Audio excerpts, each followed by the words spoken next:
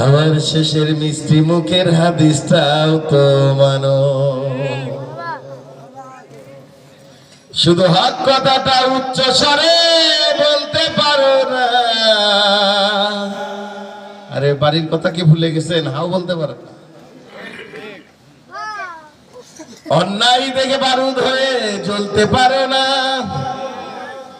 তুমি কেমন মুসলমান একটুও ভাবো না, কেমন তোমার ইমান একটু বলো না।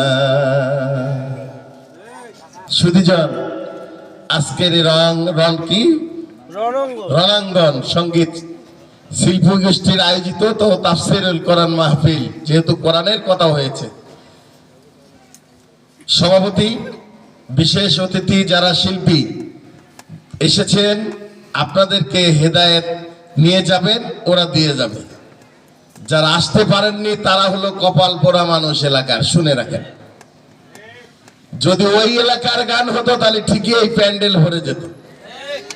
সেই গানটা তো এখানে হয় না, এখন তো হয় কোরআনের গান।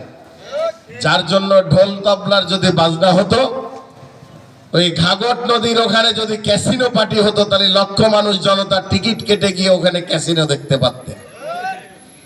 যেহেতু আল্লাহ দিনের কথা হবে, এই জন্য তো আপনাদের ভালো লাগবে না। এগুলো রাগ হন নাই তো আমার কথায়?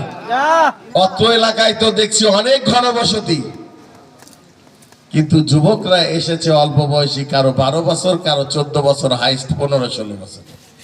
হাতে গোনা 2-4 জন, আমরা 40 আপ বা 35 হব।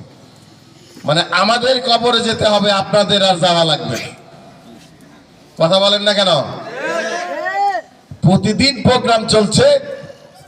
গতকালকে নীলফামারীতে গিয়ে বলেছি যে আমি যখন কথা বলা শুরু করেছি, বক্তা বলে দিয়েছে, ভাই আপনি কথা বলেন, আমার আর এই কথাই হবে না। কথা বোঝেন নাই আমার? এই ছোট ছোট ছেলেপিলেরা এত সুন্দর করে একটা আয়োজন করেছে, আপনারা যদি আসতে না পারেন, এর মতো কপাল পরা মুসলমান আর নাই এই অত্র এলাকায়।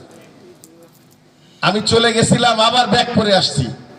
সন্ধ্যার আগে হাতিবান্ধায় গেছি, আবার রংপুর গেছি, আবার আসছি। জার্নির উপরে আছি, অফিসও করেছি।